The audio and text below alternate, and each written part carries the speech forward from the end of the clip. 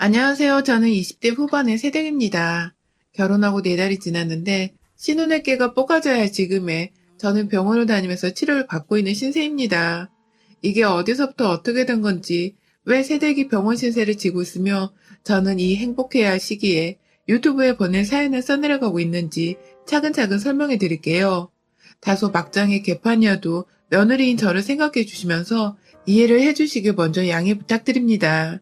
저는 앞서 말씀드렸듯이 작년 말에 결혼을 했습니다.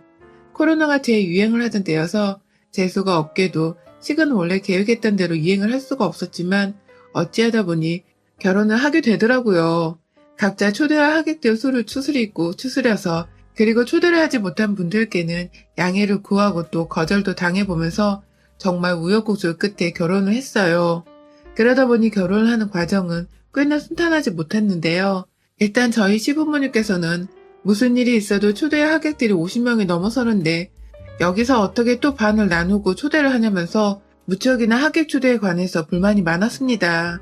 솔직히 말하면 결혼하는 당사자는 저희 부부인지라 저희 두 사람이 초대를 하고 싶은 사람만 초대를 한다고 우겨도 되는 상황이었는데 시어머니께서는 그간 축의금 뿌린 게 얼마인데 사람 초대를 그거밖에 못하게 하냐면서 정부 지침인데도 불구하고 욕을 저희 부부한테, 정확히는 저와 저희 부모님께 퍼부어대며 불만을 표출하셨고, 그 바람에 결혼 직전에는 시아버지까지 제 편을 들어주면서 시어머니께 진정을 하라고 나무라기까지 할 정도였죠. 하객 초대에서부터 저희 부모님 쪽 사람을 더 초대하려고 술수 부리는 게 아니냐는 소리를 제 앞에서 거짓없이 뱉어내시는 바람에 제가 중간에 이 결혼을 못할 것 같다며 파혼을 선언할 뻔하기도 했었고요. 그럼에도 결혼을 할 수 있었던 이유는 다 결혼 준비를 하면서 평생 싸울 곳에 반 정도로 싸운다고 하길래 저희 커플도 다른 사람들과 다를 게 없다는 생각이 들어서 살다 보면 괜찮겠지 라는 마음으로 결혼을 했습니다. 그런데 결혼하고 나니 옆에서 시어머니가 저를 가만 놔두질 않았어요. 이미 하객 문제로 마음에 들지 않은 며느리감이었고 거기다가 남편한테는 파혼을 하고 싶다고 되판 싸움을 하기도 했었던 전례가 있던지라 결혼을 하고 나서도 제가 그렇게 내키진 않았던 것 같습니다. 저희 부부가 신혼여행을 따로 가지는 못했고 그럼에도 제가 꼭 해외로 가고 싶었던 신혼여행지가 있었기 때문에 코로나가 끝나고 나면 꼭 가보고 싶어서 신혼여행비는 그대로 한 푼도 쓰지 않고 저축해서 나중에 쓰려고 통장에 넣어뒀는데요. 남편이랑 또 꼭 가자면서 약속을 한 채 쓰지를 않기로 했던 돈이고요. 비용은 저와 남편이 둘 다 반반씩 지불을 해서 함께 제 통장에 저축을 해놨었습니다. 그런데 이걸 가지고 시어머니께서는 무척이나 기분을 나빠하더라고요. 저희 부모님은 둘이서 함께 돈을 모아서 저축을 해놨다고 얼른 코로나가 끝나고 빨리 여행을 떠났으면 좋겠다면서 잘했다고 칭찬만 해주었는데 시어머니는 남편이 우린 나중에 꼭 여행 가려고 신혼여행비는 저축해뒀어 라고 말을 하자 얼마? 어디에 저축해놨어?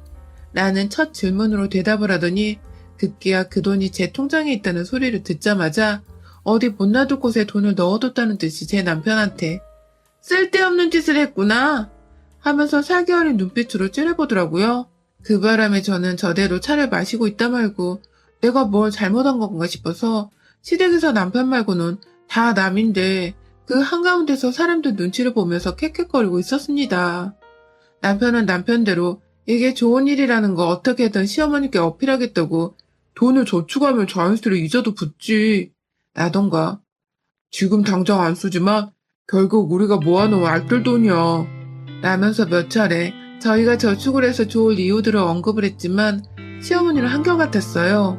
급기야 남편이 뭐라고 말을 하든 그 앞에서는 다 말을 씹고 무시하면서 대답을 하지 않다가 남편만 따로 불러내서는 안방으로 들어가더라고요. 저는 멀뚱히 여전히 대단한 대역죄를 저지른 것처럼 그 자리에 가만히 정자세로 앉아서 맞은편에 있는 시아버지와 형님 그리고 도련님과 어색한 대화를 나누고 있었고요. 그 와중에 안방에서는 큰 소리가 오고 갔습니다. 뭐 대충 들어보니 왜 그 돈을 네 통장이 아니라 마누라 통장에 넣어뒀냐면서 아무리 부부여도 돈 관리는 확실하게 하고 살아야 하는 거라면서 큰 소리를 내셨고 결국 저는 시어머니가 남편한테 하는 소리를 그대로 다 듣고는 제가 잘못한 것도 없는데 시어머니 말에 수긍을 한다는 듯이 죄송합니다 라는 소리를 시댁 식구들한테 해댔습니다. 그것 말고도 저는 시어머니께 밉보일 짓을 한 것이 많았습니다. 결혼 전엔 분명히 남편과 각자 부모님께는 각자 효도를 하자 얘기를 나눴었고 서로의 부모님께 예의에 어긋나지 않는 선에서 챙겨드리고자 했었죠. 저희가 둘 다 집에 붙어있는 사람도 아니고 저는 저대로 그리고 남편은 남편대로 일을 하는 사람인데 이 정도는 어찌 보면 공평한 것이라고 생각을 했습니다. 공평한 것을 넘어서 당연한 것이라는 생각도 했어요. 남편이 저한테 대리 효도를 바라고 결혼한 것도 아니고 저도 마찬가지로 남편이 저희 부모님께 저를 대신해서 막 효도를 하길 바라는 것이 아니었기에 그냥 각자 할 수 있는 한에서 마음을 표현하며 각자 부모님께 알아서 효도하는 것이 오히려 맞다고 생각을 했습니다. 지금도 저희 둘 다 그 생각에는 변함이 없고요. 그런데 저희 시어머니께서는 왜 내 아들은 전화가 오는데 너는 전화가 안 오니? 라면서 대뜸 문자를 이렇게 보내서 제 숨을 막히게 한 적이 한두 번이 아니었어요. 아들이 안부 전화를 하는데도 며느리는 제가 안부 전화를 해야 하는 것이었더라고요. 저는 그저 남편이 했다고 하니까 잘 지내신다고 하시니 잘 지내신다고 생각을 해서 따로 연락을 더 드리진 않았지만 그럼에도 불구하고 제가 중간에 여러 번 시어머니께 마스크도 보내드리고 면역력 챙기시라고 홍삼도 따로 사서 보내드리고 제 딴에는 전화도 몇 번 드렸었거든요. 하지만 아들이 하는 것만큼 못한다며 저를 영 성에 차지 않아 하셨습니다. 다른 집들은 비밀번호를 따고 집안에 들어와서 냉장고로 막 뒤져본다고 하는데 저희 시어머니는 불시에 그런 식으로 무식하게 집안에 멋대로 들어오는 짓을 하진 않았지만요. 집에 들어오면 창피한 짓인 줄도 모르고 그냥 막 냉장고를 열어보며 어디 보자 아주 그냥 텅텅 비었네 라면서 저 들으라는 듯이 그래서 내 아들이 저렇게 삐쩍 마른 거야? 라고 하셨어요. 밥은 둘이서 알아서 처먹어도 되는 건데 제가 마누라라는 이유로 같은 직장인인데도 지 아들 밥을 처먹여야 한다는 논리가 저로서는 정말 이해가 가지 않았고요. 그걸 떠나서 냉장고 안에 제가 나름대로 주말마다 신경 써서 만들어 놓은 반찬들이 한가득이었는데 그걸 다 모른 척 하면서 텅 비어있는 텅장고라고 답답하고 한심하다는 듯이 저를 웃음 표정으로 쳐다보던 그 순간은 정말이지 너무나 더럽고 불쾌한 행동이었습니다. 저로서는 억울한 부분이 많았지만 솔직히 하나하나 변명을 하고 사는 것 자체가 귀찮고 부담스러워서 그냥 그러려니 하면서 죄송하단 말로 넘겼어요. 이게 저의 실수였던 것 같습니다. 제가 사실 결혼 전에 운전면허를 따긴 땄었는데 이게 완전히 장롱면허였어요. 수능 끝나고 나서 곧바로 면허를 땄었었는데 차를 살 돈이 없다 보니 운전을 할 일이 자연스럽게 없었고 그래서 거의 안 쓰다시피 하면서 살았는데 그러다가 이번에 저희 이모가 직장을 은퇴하시면서 쓰시던 차를 중고로 내다 팔려고 하시길래 제가 더 싼 값에 운이 좋게도 물려받아서 탈 수 있게 되었습니다. 저는 지하철로 출퇴근을 해도 충분히 불편함이 없는 거리에 회사를 다니긴 했었지만 주말이나 여가 시간에 장을 보러 간다거나 드라이브를 하면서 꼭 제 손으로 차를 한번 타보고 싶었던 로망이 있었기 때문에 반드시 운전을 배워야겠다는 생각을 했어요. 그래서 다시 운전연수 학원을 등록했고 몇 번 연수를 받으면서 운전하는 법을 익혔습니다. 섣불리 운전을 시작했다가는 꼼짝없이 사고를 낼 것만 같아서 차를 끌고 붐비지 않는 골목이나 도로를 자주 나가면서 운전하는 법을 스스로 익히려고 했어요. 그때마다 옆에 남편이 조수석에 타서 운전하는 법을 가르쳐주고 또 봐주기도 했고요. 그런데 저희 시어머니는 제가 운전을 한다는 소식을 남편을 통해 들었는지 연락이 오셨습니다. 본인 말씀으로는 너는 그 차가 어디서 난 거니? 라면서 갑자기 뜬금없이 차가 생긴 것에 더 놀래서 전화를 하셨더군요. 그도 그럴 것이 남편도 아직 차가 없어서 지하철로 출퇴근을 하고 있었거든요. 그런데 제가 먼저 차가 생겼다고 하니 시어머니는 여자가 먼저 차를 산 것에 대해서 약간 껄끄러워하는 듯 보였고 차를 살 돈이 어디서 난 건지 그게 혹시 신혼여행 간다고 제 통장에 저축을 해놓은 자기 아들의 돈으로 산 것은 아닌지를 걱정하시는지 돈의 출처를 당장에 궁금해 하셨습니다. 저는 또 그 말에 싫은 소리를 했어야 했는데 혹여나 시어머니 심상을 건드릴까봐 최대한 조심스러워하면서 저희 이모가 물려주신 거예요 하며 걱정 안 되게 잘 말씀을 드렸고요. 그러자 그때부터 시어머니는 본인이 의심부터 한 것이 조금은 민망하셨는지 저한테 운전하는 법을 가르쳐 주겠다고 하셨어요. 저희 시어머니는 작은 경차를 끌고 다니시면서 지금도 직장으로 출퇴근하고 계시거든요. 작은 콜센터 근무지인데 거기서 책임 있는 직책을 맡고 있고 월급은 최저임금을 벗어나지 못하고 있지만 오래 근무를 해오고 계셨습니다. 아무튼 자신이 운전을 오래 한 것에 대해서 자신이 있다면서 사고를 단 한 번도 내본 적이 없으니 다른 곳에 돈 내고 연수 받을 생각 말고 자신한테 무조건 연수를 받으라고 몇 차례나 그로부터 연달아 며칠에 걸쳐 연락이 왔습니다. 그 바람에 저는 운전 연수를 받다가도 시어머니한테서 그거 돈 아깝다고 안 했냐?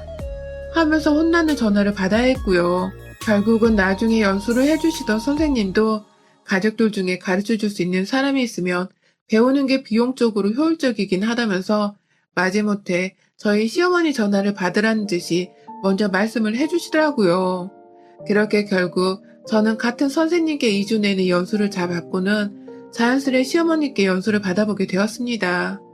뭐 시어머니가 전문가는 아니셨기 때문에 저는 단지 용돈으로 쓰시라고 소정의 비용만 지불했고요. 웬일인지 시어머니는 많은 돈이 아니었음에도 불구하고 그 돈에 만족을 하면서 저를 가르쳐주려 하시더라고요. 문제는 그 다음이었습니다. 시어머니 말에 따라 이모차를 끌고 나가서 시댁에서 시어머니를 픽업했습니다. 아직 커브를 도는 것에 대해서 운전하는데 두려움이 있어서 굉장히 조심스러웠는데 시어머니께서 옆에서 저를 보시더니 너 커브길이 무섭구나 라며 정확히 캐치를 하시더라고요. 뭐 저도 시어머님이 확실히 운전을 오래 해서 잘 캐치를 하는구나 싶어서 네네 라고 대답을 했고요. 그때부터 본격적인 커브길 전문 연수가 본격적으로 시작이 되었는데요. 시어머니는 자꾸만 커브길에서 제가 브레이크를 밟을 때마다 엑셀을 밟으라고 무조건 엑셀을 밟고 세게 달려보라면서 제가 잘못 운전을 배워왔다고 혼을 내셨습니다. 분명히 연수를 해주셨던 전문 선생님께서는 커브길에 엑셀을 필요 이상으로 밟지 말라고, 특히 내리막길에서는 적정 속도로 달리고 있는 한 엑셀을 더 밟을 필요가 없다고 하셨는데 시어머니는 오히려 그 반대로 내리막길에서는 쭉 내려갔다가 커브를 도는 맛으로 달리는 거라면서 한강에서 상암 방면으로 들어가는 고속도로 위에 원형으로 된 커브길이 크게 있는데 거기까지 결국 저를 데리고 나가셔서는 엑셀을 밟으라고 옆에서 하도 귀에 딱지가 붙도록 난리를 치시다가 결국 제가 시어머니 뜻대로 얘라 모르겠다 하면서 엑셀을 더 밟았다 사고를 냈습니다. 그것도 커브를 겨우 다 돌고서 이제 좀 안정적으로 운전을 할 수 있겠다 싶은 때에 옆에서 시어머니가 아휴 넌 운전을 뭐 그따위로 해먹고 차를 몰려고 해. 이렇게 운전할 거면 이 차 우리 아들 줘 라고 하시는데 그 말에 빡이 돌아서 대꾸를 하다가 제때 브레이크와 핸들 조절을 못해버린 바람에 가드레일을 박아버렸어요. 사람이나 다른 차를 치지 않아서 너무 다행이었지만 저는 그 와중에도 시어머니 다칠까봐 가드레일로 향하는 방향을 운전석 방향으로 틀어버려서 저 혼자 전치 2주가 나와버렸고 시어머니는 가벼운 경상조차 입지 않으신 채 멀쩡하셨답니다. 운전 실력이 모자란 제 잘못이고 엑셀을 안 밟고 내 뜻대로 운전을 했으면 사고가 안 났을 테니 이 사고를 무조건적으로 시어머니 잘못이라고 탓하기도 애매했지만 정말 화는 나더라고요. 더 문제는 그렇게 저 혼자 다치는 것으로 천만다행히도 사고가 마무리되었잖아요. 그런데 시어머니는 제가 자신을 죽이려 했다면서 저 같은 며느리는 살다 처음 본다며 아주 그냥 입에 욕이 달려서는 쳇바퀴 돌아가듯 저한테 번갈아가며 던져대셨고요. 급기야 시댁 식구들한테 말을 어떻게 한 건지 시댁 식구들은 제가 전치 2주를 입원을 했는데도 자기 엄마를 죽이려 한 년인데 병문안 갈 필요가 있냐면서 급기야 제가 퇴원을 할 때까지 한 번을 찾아오지 않고 오히려 실망스럽다고 너같이 독하고 못된 며느리는 처음 본다는 악담을 쓴 문자를 보내왔습니다. 저야 뭐 처음엔 욕을 먹어도 먹는 이유를 모르니까 어이가 없어 무시를 하다가 시어머니가 저에 대해서 이상한 말을 하고 다닌 것을 알고 난 후에는 도저히 그냥 넘길 수가 없더라고요. 하다못해 남편도 저를 향해 너 정말 엄마랑 차 타고 일부러 들이박은 거야? 라면서 물어보는데 제가 정말 어이가 없어서 남편을 싸다고 두 짝을 날려버렸다니까요. 믿을 사람이 따로 있고 믿을 말이 따로 있지. 그딴 말을 믿고서 와이프한테 사실이냐고 물어보냐면서 남편을 거의 죽일 듯이 패줄까 하다가 뺨 두 대로 그치고서 뺨만 맞고 끝난 걸 다행인 줄 알라면서 몇 날 며칠을 씩씩거렸네요. 그리고 저는 퇴원 후에도 병원을 계속 와야 하지만 이제 퇴원을 해도 된다고 해서 집으로 가던 날 시어머니께 전화를 드렸습니다. 저 퇴원한다고 알려는 드려야 할 것 같아서요. 그런데 시어머니는 저 퇴원한다는 소리를 듣자마자 너는 뭘 잘했다고 퇴원한다는 소리를 나한테 하니? 네가 나 죽이려 한 거 잊었니? 이 살인마녀나! 라고 하셨습니다. 이젠 하다하다 같은 차를 타고 있었던 시어머니가 난 무서우니 천천히 가야겠는데 끝까지 엑셀을 벗고 쭉 가라던 시어머니께서 제가 본인은 다치지 않게 하려고 제 방향으로 틀어서 제가 혼자서만 사고를 당했는데도 불구하고 그걸 옆에서 다 보고 계시던 시어머니가 살인마년이라고 저를 칭하니 기분 묘하대요. 확 진짜 말을 놓던가 주먹을 치던가 해서 똥구멍을 내주고 싶더라고요. 씩씩거리면서 막 울분을 삼키고 있는 와중에 이대로 그냥 참고만 있자니 제 속이 너무 뒤집어질 것 같았어요. 시어머니는 전화기 너머로 살인마년이라고 한 것 외에도 할 줄 아는 게 하나도 없다면서 너 같은 애가 운전했다가는 우리나라의 교통사고 사망자가 수백은 늘어날 거라고. 급기야 또다시 제 차는 저희 남편한테 넘겨주라더군요. 결론은 그거 하나였던 겁니다. 저는 운전을 못하는 애니까 차를 가지고 있어봤자 사치이고 그냥 운전 못하는 걸 빨리 인지하고 차를 남편한테 넘겨주려 하려는 속셈이었나 보더라고요. 시어머니는 단지 아들한테 제 차를 주고 싶었던 것이었습니다. 저요? 시어머니가 그런 말을 하는데 단 한 번도 동요를 하지 않았습니다. 오히려 어머님 말씀이 다 맞다면서 어머님 말씀대로 이 차를 고치고 난 후 남편한테 전해줘야겠다면서 어머님 말씀에 적극적으로 동조를 했습니다. 급기야 어머님이 원하시면 차 정비를 하러 갈 때 같이 좀 가질 수 있겠냐면서 물어보니 시어머니는 그 차를 자기 아들한테 준다는 말에 아주 그냥 반색을 띠면서 당연하지 라고 하시더군요. 지금 차는 보험회사에서 수거를 해갖고 이미 수리까지 다 마친 상태로 저희 집 주차장에 세워졌는데 운전 좀 하셨다는 분께서 그거 모르더라고요. 아무튼 저는 퇴원하고서 계속해서 똑바로 걷는 건 어렵고 뒷동거리면서 걸어야 하는 상태였음에도 혼자서 택시를 타고는 시댁으로 갔습니다. 왜 차를 안 끌고 오고 택시를 타고 왔냐고 물어보는 시어머니께는 차 상태가 운전할 수 있는 상태가 아니라서 어머니 도움받으려고 택시 타고 무작정 왔어요. 라고 말을 했어요. 아무 의심도 안 하고 그렇겠네 라면서 제 말에 수긍을 하던 어머님은 자연스럽게 자신의 차로 저를 태우더라고요. 그때 제가 어머님 차키를 거의 반강제적으로 뺏어들면서 운전석에 앉았습니다. 어머님, 거기까지는 골목으로만 이동하니까 저 운전할 수 있어요. 라면서 시어머니께 제가 직접 운전을 하겠다고 아주 그냥 해맑게 웃으면서 매달렸어요. 어머님, 제가 어머님 옆에서 사고 낼 뻔한 것 때문에 병원에서 내내 잠도 못 자고 매일같이 반성만 했어요. 저한테 다시 한번 기회를 주세요. 거리상으로 여기서 10분밖에 안 걸리더라고요. 제가 잘 운전해서 갈 수 있어요. 라면서 얼굴에는 공손함과 살가운 웃음을 가득 띄운 채 시어머니께 미안해 죽겠다는 말을 몇 번이고 강조하면서 직접 운전을 하겠다고 애교를 부려가며 물어봤고요. 급기야 시어머니도 몇 번이고 안 된다고만 하다가 제가 차를 아들한테 넘겨주려는 마음이 바뀔까봐 걱정이 되는지 마지막엔 알겠다고 수긍을 하더라고요. 그렇게 저는 시어머니 차에 올라탔고 시어머니가 차문을 닫고 안전벨트를 매자마자 기다렸다는 듯이 시댁의 담벼락을 향해서 차를 아주 직진으로 정직하게 그대로 쾅 소리가 나게 박아버렸습니다. 시어머니나 저나 둘 다 안전벨트 맨 상태로 앞으로 살짝 튕겼고요. 저는 저대로 시어머니 차 앞부분을 박살냈음에도 어머님 죄송해요. 저 아직 초보 운전자예요. 라면서 해맑게 웃으면서 나와서는 시어머니 차 앞부분을 보며 두 손 모아 놀래는 척을 했어요.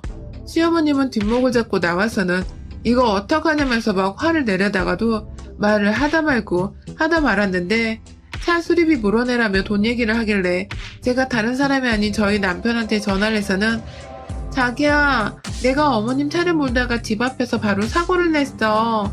이거 수리비 좀 보내줘. 라고 말을 하자 제가 말을 끝내자마자 수화기를 뺏어가서는 네가 돈 낼 필요 없다 하면서 전화를 끊더라고요. 아무래도 아들 돈 빠져나가는 게 미친 듯이 싫었던 것 같습니다. 그렇다고 초보자인 저한테 운전 실력을 따져대며 수리비를 더 요구할 수도 없는 노릇이고, 시어머니는 혼자 펄쩍 뛰겠는지 아주 그냥 가슴팍을 치면서 막 울분을 토해내시더라고요. 저는 결국 어머님께 재차 남편한테 수리비를 받아서 돈을 내겠다고, 부부는 돈을 함께 쓰는지라 제 돈이 남편 돈이고 남편 돈이 제 돈이라면서, 그러니까 제가 제 차를 남편한테 주겠다고 한 게 아니겠냐며 끝까지 뻔뻔하게 웃으면서 시어머니께 제가 수리비를 꼭 내겠다고 재차 말씀을 드렸고요. 그 바람에 시어머니는 그냥 자기가 아는 사람한테 물어보고 수리를 맡기겠다며 저를 억지로 택시를 태워서 집으로 보내버렸어요. 결국 저는 시어머니 차 망가뜨리고 진짜로 시어머니 태우고서 사고 한번 제대로 쳐버렸고요.